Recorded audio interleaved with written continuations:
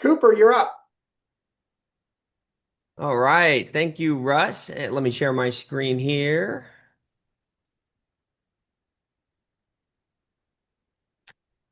All right. Thank you, everybody, for having me, and happy September. We've got some interesting statistics to share with you about what's been going on in the market over the past month. So let's dive right in and jump into what I think is the best news that we've had in the last month.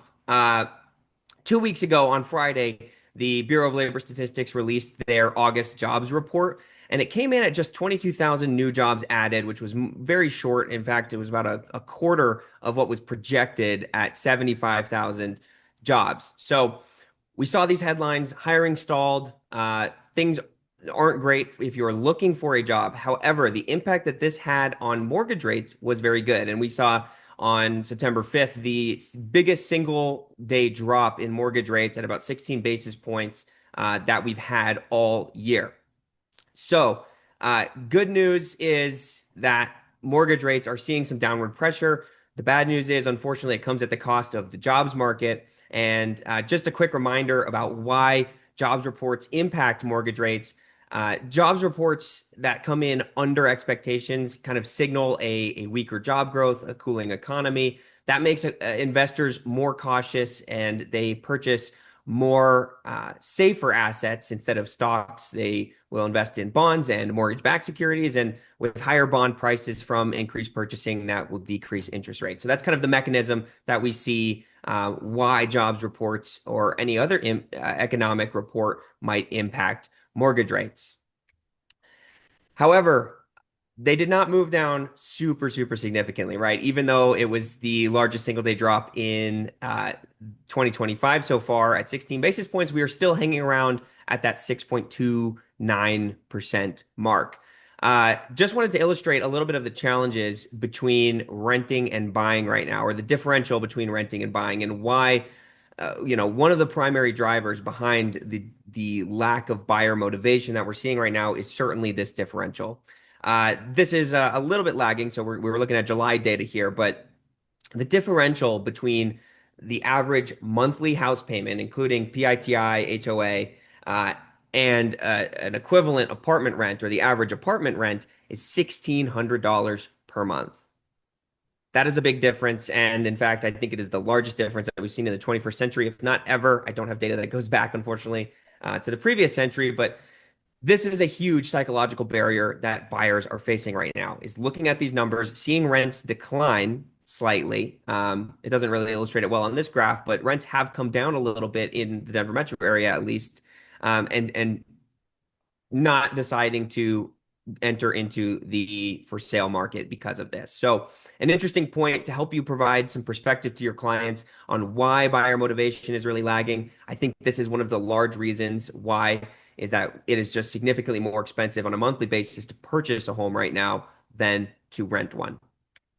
Okay, let's look at August real estate data statewide. How did the market perform? Pretty much as expected. Not a lot of surprises here. We did see new listings come down a little bit compared to last year, as well as sold listings. So just an overall quieter market that we experienced in August, as I'm sure we all felt on the ground. Median sale prices have remained remarkably consistent, and I'm going to show you another graph that illustrates this a little bit better. But we are pretty much exactly where we are at the end of last year. So the median sale price in all of 2024 was 549,000, and we are right about at that in August. So again, a remarkably consistent stability in pricing despite all the inventory challenges that we've been having.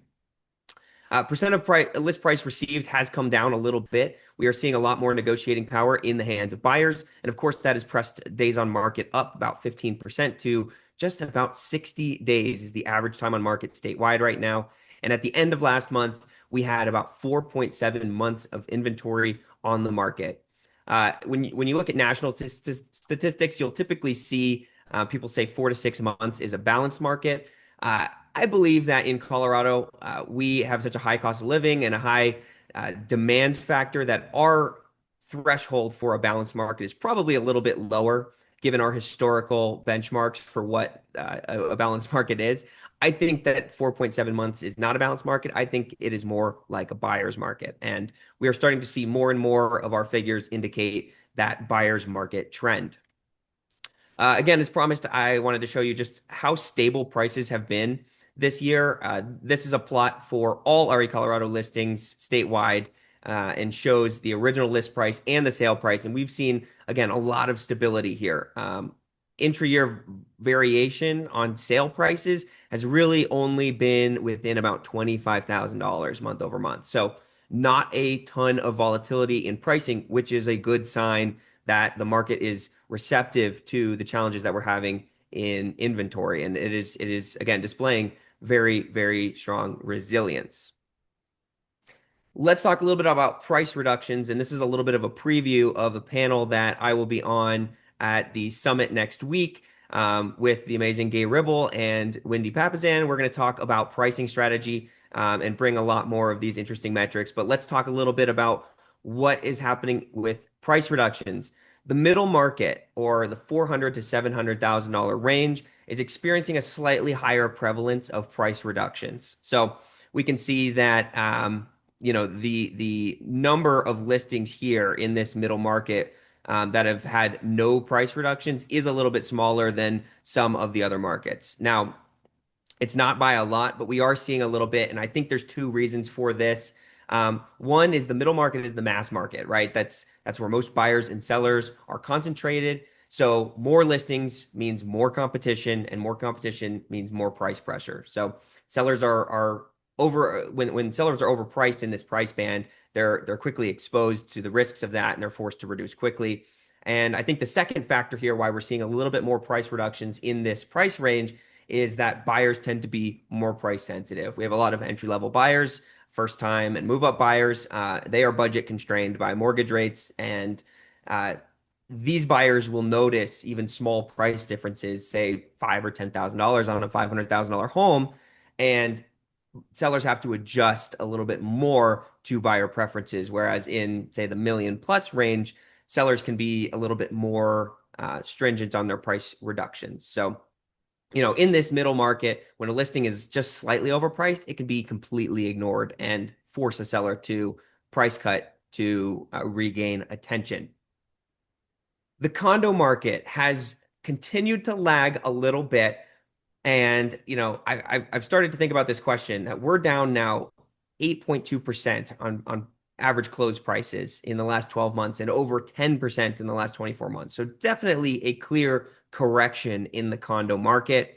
And the question now is, when is that correction going to end? And we've started to see a little bit of a leveling off in how condos have performed metric wise compared to single family. We can see here average days on market as expected. It does take about 33% longer to sell a condo in August.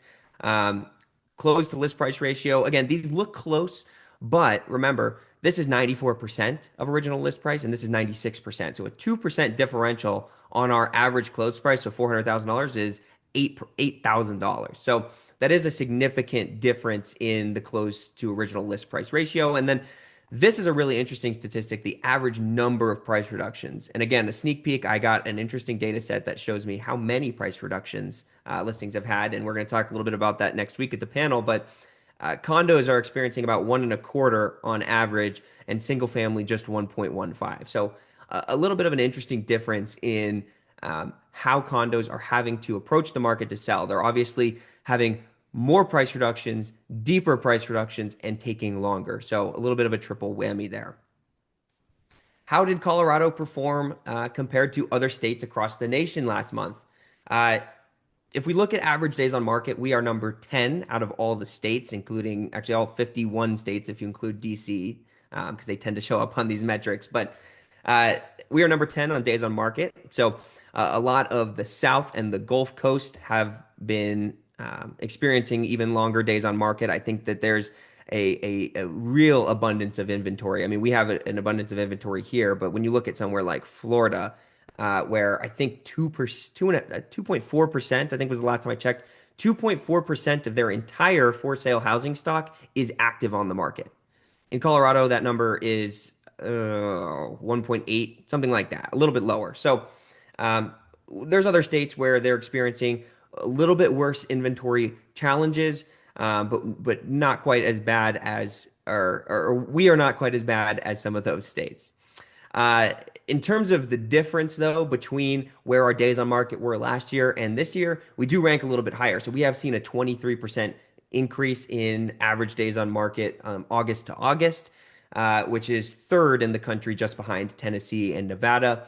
And then another third place here is our percentage of listings with price reductions. We rank number three in the country, just behind Oregon and Indiana at about 33%. So in August, about 33% of listings experienced a price reduction within those 30 days of August.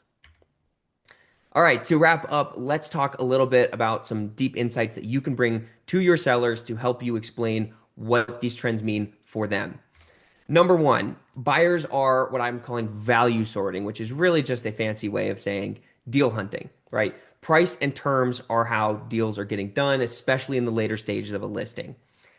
Concessions have remained incredibly prevalent this year, and they continue to display that behavior. In August, we had about 62% of all closings in the Denver metro area had a concession logged, and of those, the average amount was, I believe, the highest that we've seen monthly this year. It was $10,989. So our median net close price, so net close price is the sale price less any concessions. The median net close price to our original list price right now is 95.3%. So that represents about a 4.7% pricing error on average or on median. That's a big number. And you're going to see how days on market affects that even more. For listings that are already on the market, right? And we're having these conversations every week with our sellers. The risk of not reducing your price or not adjusting your strategy is not just time. And we know that time is expensive because buyers or sellers have carrying costs with their homes, but the risk is not just time. It is a threefold risk on how sellers can lose more money by waiting too long. One, they have the carrying cost of waiting longer, and days on market are adding up into the months category. So that it is multiple mortgage payments, HOA payments, taxes, insurance. It is expensive to hold onto your home. Number two is, of course, a lower sale price. We see a direct correlation with days on market and the percentage of list price received. And number three, of course, is concessions. The more time a listing spends on the market, the higher that average concession number gets. So if a listing sells in the first week, you're probably going to get exactly what you're asking for. If your pricing is spot on and you can sell it in the first week, the median net to original list price is just over 99%. So sellers on average are not losing very much, and only 19% of those listings have to reduce their price.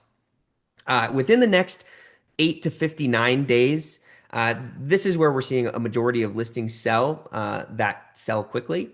The median net to original list, again, is our 95.83% number. That number is large. It is a little bit larger than I expected it to be for this month. And we saw about 60% of those listings reduce their price. If your listing is on the market for 60 days or more, the median net to original list price drops to 91.3%. And 91% of those listings have had a price reduction. So the strategy is clear. We have to be pricing it right up front. And these are very difficult questions or conversations to have with your sellers. And again, we're going to dive into a little bit more of the numbers of why pricing correctly upfront is so important and just how much money a seller can lose by overpricing or trying to push the market too much. That is not the market that we're in. So a clear price or terms reset, right? Making quick adjustments, making large enough adjustments to be significant to potential buyers is crucial. The typical net after 60 days versus the typical net for a listing that secures an offer in the first week on a $600,000 list price, which is a little bit higher than our statewide median at 550. That is a $47,800 difference. That right there can tell you if you are working with a seller and having a conversation about whether they should price it $25,000 higher or lower, and you show them, hey, seller, I think if you price it 25,000 too high, we're going to sit on the market for 60 days. and you're going to lose $47,000 versus if we price it $25,000 lower, we can sell in the first week and your net positive there is $20,000. So just some interesting figures that are great to bring to sellers when having those pricing conversations. And the same applies to buyers too. If you are looking to fuel buyers to get them motivated to get out there, showing them just how much of a discount they might be able to get on a listing that's been sitting and stale can be really, really helpful. So that is all I have for this week. Again, looking forward to joining everybody at the summit next week and very excited to be on a panel about mastering pricing strategy in our slower market that we are experiencing. Please feel free to reach out to me with any questions, and thank you so much. All right. Thank you, Cooper.